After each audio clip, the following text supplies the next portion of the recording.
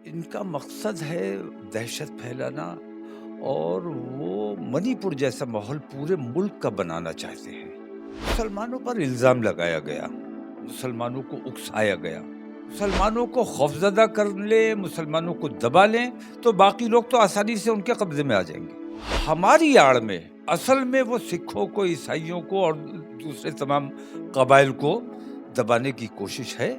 नरेंद्र मोदी और इस किस्म के लोगों का थोड़ा सा फायदा होने के लिए हमारे मुल्क का इतना बड़ा नुकसान कैसे बर्दाश्त किया जा सकता है। मुसलमानों का ही नुकसान हुआ, मुसलमानों पर ही बुलडोजर चला, मुसलमानों को ही गिरफ्तार किया गया। तो वो स्टेप मुसलमानों को राहत देने के लिए नहीं किया गया है, बल्कि अपनी गरिमा बचाने के लिए 20 लाख मुसलमानों को टारगेट किया गया है, उनकी लड़कियों को टारगेट किया गया है, उनकी लड़कियों को हिंदू बनाया जाएगा कि मौजूदा हुकूमत को बर्खास्त करें और सुप्रीम कोर्ट के अंडर में तमाम चार्ज लिया जाए। और बुलडोजर चलाने का मतलब यह है कि आप अपने देश की संपत्ति को बर्बाद करने का काम कर रहे हैं, देश की तस्वीर बिगाड़ने का काम कर रहे हैं। हमारी अपनी लापरवाही की वजह से हमारा देश गैर जिम्मेदार लोगों के हाथों में चला गया है।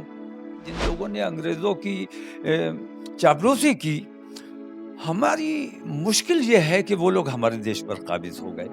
हिंदुस्तान का कोई भी मुसलमान आतंकवादी नहीं हो सकता। गृह मंत्रालय और आरएसएस, इन दोनों के नाजायज ताल्लुकात की वजह से, इनके नाजायज ताल्लुकात से इंडियन मुजाहिदीन नाम का एक बच्चा पैदा किया गया। विश्व हिंदू परिषद और बजरंग दल ये आपके दोस्त नहीं हो सकते, ये आपके दुश्मन है, आपके देश के दुश्मन है।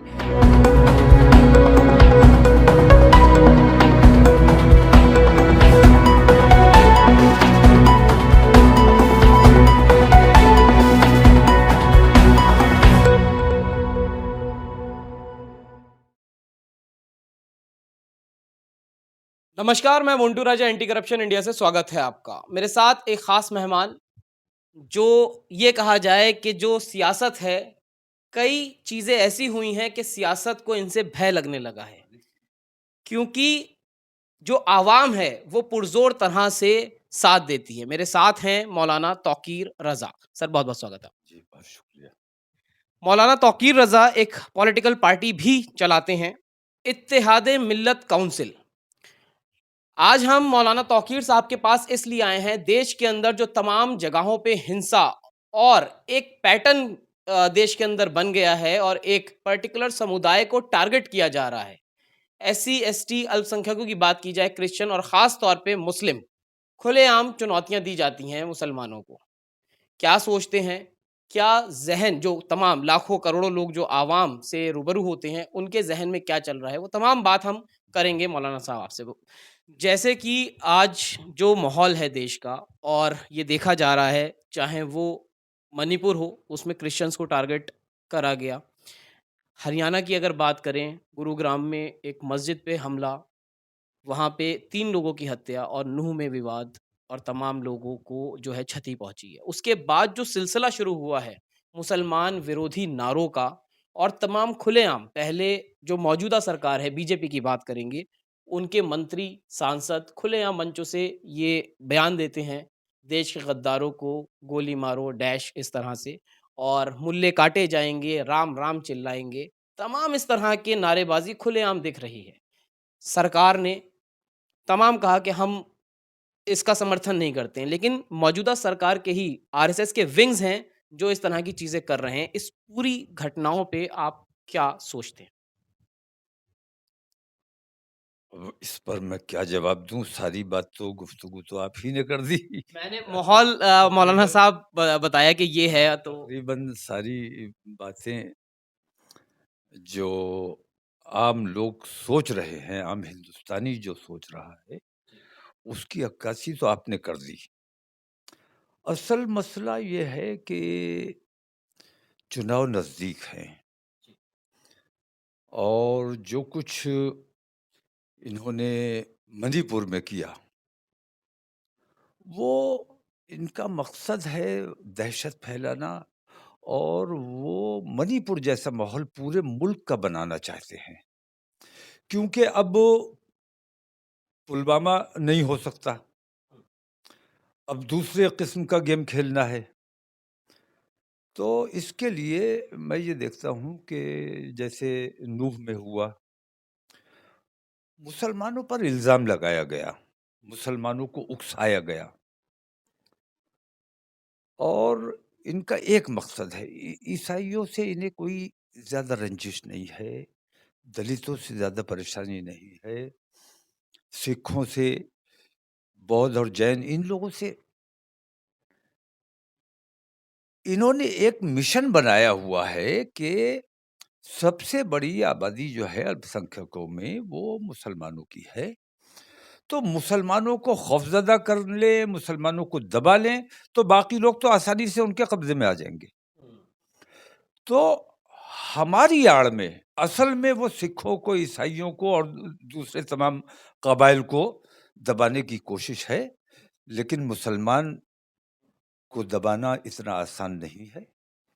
हुकूमत गुंडों की, बदमाशों की, आतंकवादियों की कितनी ही पुष्टपनाही कर ले, लेकिन बिलाखिर उनको अपने इस तरीके को तब्दील करना होगा, क्योंकि ये सिलसिला हमारे हमें सबसे बड़ी तकलीफ ये है कि इन छोटी-छोटी चीज़ों से आप अपना फ़ायदा तो कर सकते हो, लेकिन हमारे देश का कितना नुकसान हो रहा है, इसको सोचना चाहिए।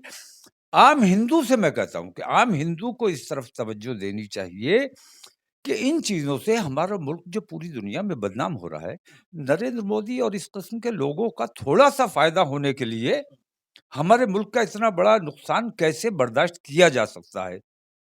हमारी भारतीय जनता पार्टी से कोई लड़ाई नहीं है, हमारी नरेंद्र मोदी से कोई लड़ाई नहीं है, हमारा कोई नुकसान नहीं है। अगर ईमानदारी से हिंदू समाज ठंडे दिमाग से गौर करने बैठेगा, तो वो ये पाएगा कि मुसलमान नुकसान में नहीं है, असल में नुकसान देश का हो रहा है।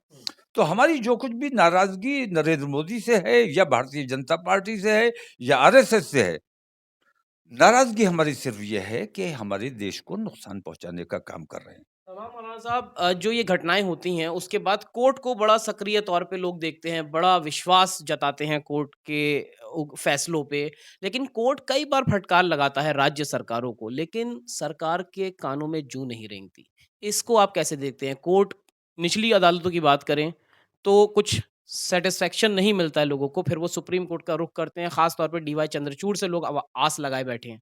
लेकिन उनकी फटकारों के बाद भी राज्य सरकारों पे असर नहीं है, इसको कैसे देखते हैं? न्यायपालिका। नहीं, अभी आप देखें कि बाबरी मस्जिद के बाद अवामी तौर पर अदलिया का एतबार कम हुआ है। उनकी गरिमा को बहुत बड़ा धक्का पहुँचा है और आम आदमी आज, ख़ास तौर से मुसलमान, उतना भरोसा नहीं कर पा रहे हैं। क्योंकि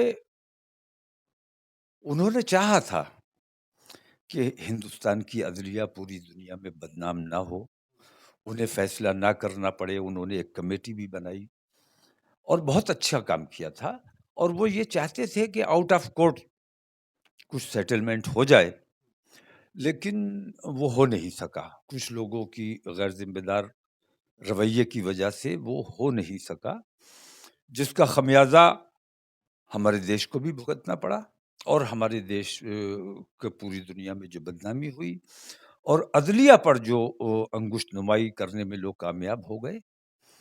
तो अभी पिछले दिनों आपने देखा होगा नूह में कितना बड़ा फसाद हुआ, बुलडोज़र चलाया गया, एक तरफ़ा कार्रवाई की गई, मुसलमानों का ही नुकसान हुआ, मुसलमानों पर ही बुलडोज़र चला, मुसलमानों को ही गिरफ़्तार किया गया। लेकिन एक भी मुसलमान कोर्ट नहीं गया। मेरे मेरे घर पे बुलडोज़र आ गया, मुझे कोर्ट जाना चाहिए था स्टे लेने के लिए कि भाई मैंने मेरे से कोई ख़ता नहीं की है। लेकिन एक भी मुसलमान स्टे लेने के लिए कोर्ट नहीं गया। कोर्ट को सोचना चाहिए कि इतना बड़ा अन्याय हो रहा है और न्याय माँगने कोई हमारे पास नहीं आ रहा है, तो बाद में जो जो तमाम नुकसानात हो चुके, बुलडोज़र चल चुका, लोगों की बिल्डिंगों को मसमार कर दिया गया, उसके बाद जो हाई कोर्ट ने स्टे किया है, तो वो स्टे मुसलमानों को राहत देने के लिए नहीं किया गया है, बल्कि अपनी गरिमा बचाने के लिए, मतलब दो तरफा फैसला कोर्ट कर रहा है। अपनी गरिमा बचाने के लिए कि भाई अगर बुलडोजर सारे फैसले करेगा तो कोर्ट का तो कोई मतलब नहीं है, पुलिस का कोई मतलब नहीं है। तो कोर्ट ने, मैंने आपसे मांगा ही नहीं स्टे, आपने दिया क्यों? सत्ता संज्ञान लिया उन्होंने और स्टे किया, तो सत्ता संज्ञान उन्हें पहले लेना चाहिए था। अगर वो राहत देना चाहते, जब मेरा घर गिर गया उसके बाद आपने स्टे किया तो मुझे क्या फायदा हुआ? कहीं न कहीं आपने कोर्ट के ऊपर भी सवाल खड़े करे हैं, क्योंकि कोर्ट जब पहली बात जो जिन मुसलमानों के घर गिरे वो कोर्ट नहीं गए, उसके बावजूद नुकसान होने के बाद कोर्ट अपने आप स्वतः संज्ञान ले लेता है और फिर स्टे दे देता है। देखिए ऐसा है, सवालात बहुत उठेंगे, सवालात उठाए जाने चाहिए। सवाल ये उठता है कि जब पूरे हिंदुस्तान में घूम-घूम के जिले वाइज धर्म संसद हो रही थी और धर्म संसद के जरिए जहर फैलाने की कोशिश की जा रही थी, अलालेलान स्टेज पर खड़े होकर लोग ये कह रहे थे कि मुसलमानों को काटा जाएगा, मारा जाएगा। 20 लाख मुसलमानों को टारगेट किया गया है, उनकी लड़कियों को टारगेट किया गया है, उनकी लड़कियों को हिंदू बनाया जाएगा। तो ये तमाम क्यों नहीं संज्ञान लिया आपने? किसने संज्ञान लेना था? तो सवालात बहुत उठेंगे। सवाल इस बात का है कि कोर्ट को, हिंदुस्तान की अदलिया को ये सोचना होगा।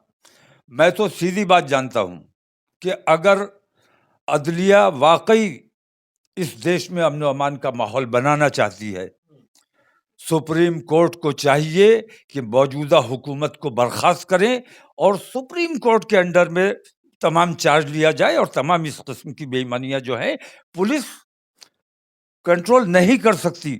जब तक अमित शाह जैसे लोग उस शासक हैं, पुलिस कंट्रोल नहीं कर सकती। पुलिस को आज मैं ये महसूस करता हूं कि पुलिस उन गुंडों जैसी हो गई है और असल पुलिस जो है वो विश्व हिंदू परिषद और बजरंग दल है। तो विश्व हिंदू परिषद और बजरंग दल जैसे लोगों को कंट्रोल करना सरकार के बस की बात नहीं है। सुप्रीम कोर्ट को चाहिए कि सरकार को बर्खास्त करे, चार्ज अपने हाथ में ले और इन तमाम चीजों को कंट्रोल करे। जो मौलाना साहब अगर अपनी गरिमा बनाए रखना चाहते हैं, अगर चाहते हैं कि हिंदुस्तानी अदालत पर हिंदुस्तानियों का भरोसा बना रहे, तो सुप्रीम कोर्ट को कुछ कड़े फैसले लेने चाहिए। जैसे मौलाना साहब देखा कि ये जो बुलडोज़र की कार्रवाई है, ये उत्तर प्रदेश से शुरू हुई थी, बाबा का बुलडोज़र, चुनाव में चला बाबा का बुलडोज़र, तमाम जो है एडवर्टाइज़मेंट किया गया, लोग बुलडोज़र से प्रचार कर रहे हैं बुलडोज़र पे चढ़ के। वही जो प्रक्रिया है, तमाम राज्यों में देखी जा रही है। इस घटना के बाद कोर्ट ने कहा ये गलत है, सुप्रीम कोर्ट ने कहा ये गलत है, जो भी आरोपी है उसको सज़ा देनी चाहिए, ना कि उसके पूरे परिवार को। तमाम कोर्ट के फैसलों के और नोटिसों के फटकार के बाद भी तमाम राज्य उसी पटकथा पे अब चल रहे हैं। इस पे अंकुश लगता नज़र नहीं आ रहा। तो ये तो कोर्ट के देखने की बात है कि आपके बार-बार निर्देश दिए जाने के बावजूद आपकी बात नहीं सुनी जा रही है, नहीं मानी जा रही है। इसका मतलब ये कि सरकार न्यायालय की अवमानना कर रहा है। उन पर अवमानना का केस क्यों नहीं चलाया जा रहा है? सुप्रीम कोर्ट कहता है कि ये बुलडोज़र की कार्रवाई, मैं शुरू से ये बात कह रहा हूँ कि बुलडोज़र मुजरिम पर तो नहीं चलाया जा रहा है, बिल्डिंग पर चलाया जा रहा है। और मुजरिम तय कौन करेगा? मुजरिम तय करना ना पुलिस का काम है, ना सरकार का काम है। मुजरिम तय करना अदालत का काम है। पुलिस का काम है कि किसी पर आरोप है, उसको गिरफ्तार कीजिए, कोर्ट के सामने पेश कीजिए। अपराध मैंने किया है, मेरी बिल्डिंग ने कोई अपराध नहीं किया है। मेरी बिल्डिंग जो है वो देश की संपत्ति है। देश की संपत्ति को तोड़ने का, नुकसान पहुंचाने का काम कोई देशद्रोही कर सकता है। वो उन तमाम लोगों ने, जिन लोगों ने हमारे देश की संपत्तियों पर, मैंने कहा कि मैंने अगर जुर्म किया है, मुझ पर मुकदमा चलाओ, मुझे फांसी पर लटकाओ, लेकिन मेरी बिल्डिंग जो है वो मेरे देश की संपत्ति है, उसको ज़ब्त कर लो, गरीबों में तक़सीम कर दो, बेच दो, जो चाहो करो, लेकिन उस पर बुलडोज़र चलाने का मतलब ये है कि आप अपने देश की संपत्ति को बर्बाद करने का काम कर रहे हैं, देश की तस्वीर बिगाड़ने का काम कर रहे हैं। क्या मैसेज जाता है एक मुस्लिम कम्युनिटी से आप ताल्लुक़ रखते हैं, लाखों करोड़ों लोग आपको सुनते हैं। क्या उनके ज़हन में चल रहा है? ये जो डर पैदा कर रहा है, गैर कानूनी तरीके से सरकार जो डर पैदा कर रही है, उसको देखने के बाद मुसलमान क्या सोच रहा है? हम तो इस वक़्त परेशानी हमारी असल ये है कि हम अपने देश से प्यार करने वाले लोग हैं। अपने देश की बदनामी से हमें तकलीफ़ होती है। हमारा मसला ये है कि हमारी अपनी लापरवाही की वजह से हमारा देश गैर ज़िम्मेदार लोगों के हाथों में चला गया है और उस वजह से हमारे देश को बहुत नुकसान बर्दाश्त करना पड़ा है। हमने अभी तक के जो हालात देखे हैं, वो ये तय करते हैं कि आने वाले 2024 में हिंदुस्तान किस ओर जाने वाला है या हिंदुस्तान में मुसलमानों की भूमिका क्या रहने वाली है, ये 2024 में फैसला होना है और 2024 बेहद अहम है इस एतबार से कि मुक़द्दर का फैसला होना है। ये चुनाव का मामला नहीं है। मेरा मानना ये है कि मुसलमानों का मुकद्दर। देश के भई मुसलमान देश का एक हिस्सा हैं। मुसलमानों ने देश के लिए कुर्बानियाँ दी हैं। जिन लोगों ने कुर्बानी नहीं दी है, जिन लोगों ने अंग्रेज़ों की चाटुकारिता की, जिन लोगों ने अंग्रेज़ों की चापलूसी की, हमारी मुश्किल ये है कि वो लोग हमारे देश पर काबिज़ हो गए। मैं अलल-ए-ऐलान कहता हूँ और कांग्रेस पर भी मैं ये इल्ज़ाम लगाता हूँ कि अगर कांग्रेस ने ईमानदारी से काम किया होता, जितने बम ब्लास्ट हुए उनकी ईमानदारी से जाँच हुई होती, बम्बई पर जो हमला हुआ जिसमें हेमंत करकरे शहीद हुए। असल में हेमंत करकरे के पास वो तमाम सबूत थे, वो तमाम चीज़ें थी कि देश में आतंकवाद किन लोगों ने फैलाया है, वो तमाम चीज़ें अगर हेमंत करकरे ज़िंदा रह जाते, वो तमाम चीज़ें सामने आनी थी। लेकिन कांग्रेस ने गैर ज़िम्मेदाराना तरीके से उन तमाम चीज़ों को दबा दिया। हेमंत करकरे के लैपटॉप और वो तमाम चीज़ें तो वो लोग जो आए थे आतंकवादी, मैं आज भी कहता हूँ कि अगर ईमानदाराना उसकी जाँच सुप्रीम कोर्ट के ज़रिए कराई जाए, आज भी अगर कराई जाए, तो असल आतंकवादी, आतंकवादी नहीं थे, वो हायर्ड थे, किराए पर बुलाए गए थे और बम्बई को नुकसान पहुँचाने के लिए नहीं, बल्कि हेमंत करकरे और उनकी टीम का कत्ल करने के लिए बुलाए गए थे। बड़ा खुलासा, बड़ा आरोप और बड़ा आप बात कह रहे हैं। ये इसको ज़हन में रखते हुए कई लोग आप पे भी अब कहेंगे कि आप इस तरह की बयानबाज़ी कर रहे हैं, तो कुछ बाहरी ताकतों का हाथ हो सकता है इसके पीछे। तमाम पत्रकारों के साथ जब ये हो रहा है, तो आप तो एक पॉलिटिशियन हैं। मैं पॉलिटिशियन नहीं हूँ, मैं अदना सा खादिम हूँ। और पॉलिटिक्स की जाती है एमएलए, एमपी बनने के लिए, मिनिस्टर बनने के लिए, अल्हम्दुलिल्लाह ऐसा कोई शौक नहीं है। अपनी मिल्लत को मैं कोशिश ये करता हूँ कि अपनी मिल्लत में अपना काम खुद करने की ताकत और सलाहियत पैदा हो।